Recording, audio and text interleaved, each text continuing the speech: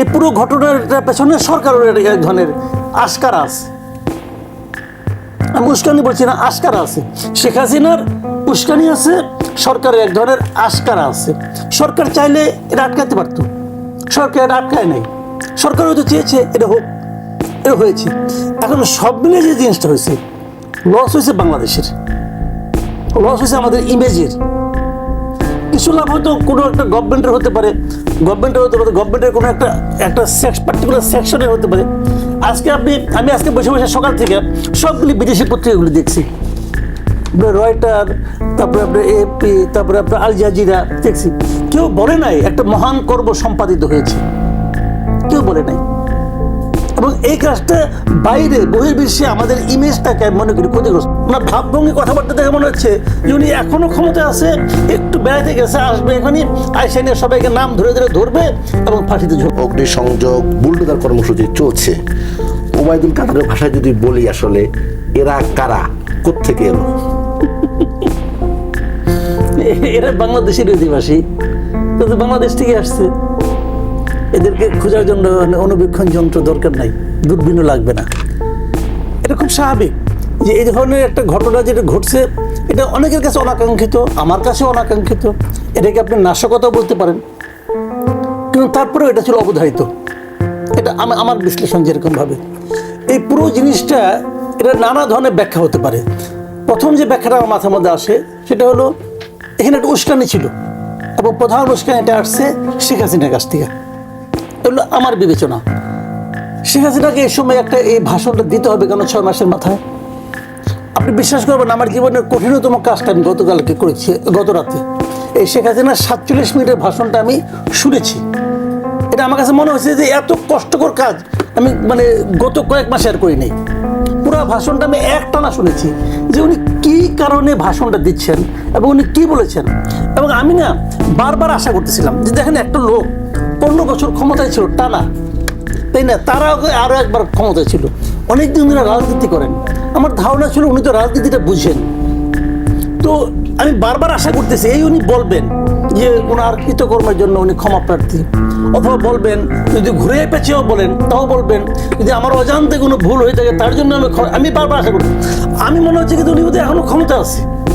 ওনার ভাবভঙ্গি, কথাবার্তা দেখে মনে হচ্ছে যে উনি এখনো ক্ষমতা আছে, একটু বেড়াতে গেছে, আসবে এখানে আইসা নিয়ে সবাইকে নাম ধরে ধরে ধরবে এবং ফাঁসিতে ঝোলাবে। তার ভাবভঙ্গি এরকম। তো এরকম একটা ভাষণ উনি কেন দিলেন? এখন আপনি হয়তো বলতে পারেন যে উনি ভাষণ দেওয়ার আগেই তো ভাঙা শুরু হয়েছে। হ্যাঁ, এটাও ঠিক। উনি ভাষণ দিয়েছেন 9টায়, ভাঙা শুরু হয়েছে 7টা দিকে চলে গেছে। আর তারও আগে বুলডোজার মিছিল হয়েছে, বুলডোজারের জন্য আহ্বান জানাইছে ফেসবুকে, আমি নিজেও দেখেছি। এটা হলো আরেকটা অভিব্যক্তি না, কিন্তু ঘোষণা কিন্তু আগে ছিল ভাষণ যে দিবেন। হ্যাঁ, ভাষণ দিবেন, ওটা তো উস্কানিটা বললাম তো, উস্কানিটা। এখন আমার কথা হলো কি, বুলডোজার জিনিসটা কি রে ভাই? আপনার বাসায় আছে একটা, অথবা এখানে অন্য কারো বাসায় আছে যে আমাদের প্রত্যেকের ঘরে একটা বুলডোজার আছে, আমরা বাথরুমের পেছনে ওটা লুকায় রাখি, পরে পকেটে নিয়ে বাইরে পড়ি? তা তো না। বুলডোজারটা তো ম্যানেজ করতে হয়েছে, বুলডোজার না হোক অথবা এক্সকাভেটর হোক, যেই হোক, ম্যানেজ করতে হয়েছে। এটা কোত্থেকে আসছে, কে দিচ্ছে, কেন দিচ্ছে? আমি শুনলাম এটা নাকি সিটি কর্পোরেশনের। এটা সিটি কর্পোরেশন কোন বিবেচনায় দিল, কিভাবে দিল, কি কারণে দিল? তাহলে এগুলি দেখে মনে হয় কি ওনারা কি বলেছেন, সেটা আমি একটা কথা একটু জায়গায় বলতে চাই। সেটা হলো, বলেছেন ওনারা মূলত বলতে চেয়েছেন যে শেখ হাসিনাই রাতে যে ভাষণটা দিয়েছে, যে ঘটনাটা ঘটেছে, এটা শেখ হাসিনার বক্তব্যকে কেন্দ্র করে, বক্তব্যকে ঘিরেই এই ভাঙচুরটা হয়েছে। শেখ হাসিনা দুটো কাজ করেছেন। একটা হলো যারা নাকি জুলাই অগাস্টে যে গণ অভ্যুত্থান, এখানে যারা নাকি আত্মদান করেছেন তাদেরকে অপমান করেছেন এবং এই গণ অভ্যুত্থানকে অবজ্ঞা ও অশ্রদ্ধা করেছেন। আর আরেকটা কাজ তিনি করেছেন, হুমকি ধামকি দিয়েছেন প্রতিশোধ দিবেন। এই জন্য এই ঘটনাটা ঘটেছে। তো এই বক্তব্যটা ঠিক আছে, কিন্তু আমরা তো জানি যে আসলে এই শেখ হাসিনার বক্তব্য প্রচার হওয়ার আগেই এই ভাঙচুরটা শুরু হয়েছে। বিবৃতিতে বলা হয়েছে যে মানুষের মনে জুলাই গণহত্যা নিয়ে যে ক্ষত রয়েছে, সেই ক্ষততে শেখ হাসিনা একের পর এক আঘাত করে চলেছেন।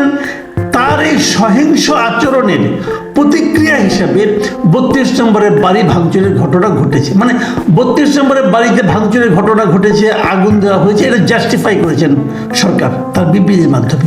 তবে তিনি আবার শেষ দিকে বলেছেন, সরকারের পক্ষ থেকে বলা হয়েছে যে অন্তর্বর্তী সরকার দেশ ও জনগণের জানমালের রক্ষায় সর্বোচ্চ সতর্ক আছে।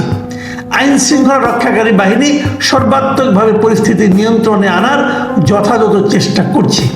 এই দুটো বাক্য আমার কাছে আসলে খুবই অর্থহীন মনে হয়েছে। অর্থহীন এই কারণে, তার সর্বোচ্চ সতর্ক কিভাবে থাকলো? জানমাল রক্ষায় সর্বোচ্চ সতর্ক কিভাবে থাকলো? জানমাল তো মানে মাল তো রক্ষা করতে পারেনি ভাই। এরা যে বাড়ি ভাঙতে গিয়েছে সেই বাড়ি তারা অবাধে বিনা বাধায় ভাঙতে পেরেছে। তা সতর্ক কিভাবে থাকলো এটা আমার কাছে ক্লিয়ার না। আরেকটা হলো যে পরিস্থিতি নিয়ন্ত্রণে রাখার যথাযথ চেষ্টা করেছে। কি চেষ্টাটা করেছে? মিনিমাম বাধাও তো দেয়নি, একটা লাঠিচার্জ তো করেনি। কি করেছে? গুলি টুলি করার দরকার নাই, আটকাবে তো, চেষ্টা করবো তো। কি করেছে?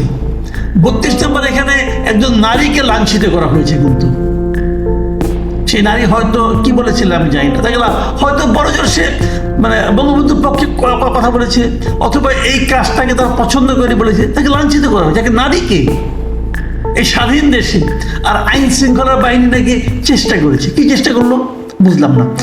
এই যখন কথাটা তারা বললো সরকার, এটাকে আমার কাছে খুবই এলোমেলো মনে হয়েছে, এবং আমার কাছে মনে হয়েছে এই বিবৃতি সারা দুনিয়ার কাছে গ্রহণযোগ্য হবে না। এবং আমার ধারণা সরকার নিজেও বুঝতে পেরেছে যে এই বিবৃতি গ্রহণযোগ্য হবে না। বিবৃতির একেবারে শেষ দিকে দুটো লাইন কথা আমি আপনাদের পড়ে শোনাই। দুটো মানে একদম মানে কেমন যেন লাগে আমার কাছে, আমি বলি। ওনারা বলেছেন যে জুলাই হত্যাকাণ্ডে যারা জড়িত ছিলেন তাদের বিচার কাজ পুরোদমে এগিয়ে চলেছে। এই বিচার নিশ্চিত করে গণহত্যাকারীদের উপযুক্ত শাস্তি দিতে অন্তর্বর্তী সরকার প্রতিশ্রুতিবদ্ধ। বোঝা গেল যারা ভাঙচুর করেছে তাদেরকে সান্ত্বনা দেওয়ার জন্য কথাটা বলা হলো। তারপরে বলা হয়েছে উস্কানিমূলক কর্মকাণ্ডে যারা জড়িত তাদের বিরুদ্ধে কি আইনগত পদক্ষেপ নেওয়া যায় তা সরকার খতিয়ে দেখবে। মানে উস্কানিমূলক কর্মকাণ্ড কোনটা?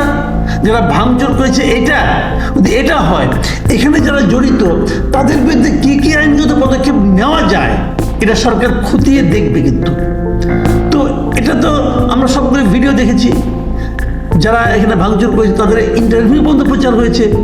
তাদের ব্যাপারে সরকার কি ব্যবস্থা নেবে? কোনো ব্যবস্থা নেওয়ার নেই তো। তাহলে এই কথাগুলো বলা হয় কেন? অর্থহীন কথাবার্তা। এইটুক কথা বলে আবার আজকে রাতে, গভীর রাতে, আমার হিসাবে রাত 1টার পরে, মানে আপনার বৃহস্পতিবার দিবাগত রাত 1টার পরে এই প্রধান উপদেষ্টার কার্যালয় থেকে আরেকটা বিবৃতি এসেছে, এবং সেটা প্রধান উপদেষ্টা ভেরিফাইড ফেসবুক পেজে এই বিবৃতিটা দেওয়া হয়েছে।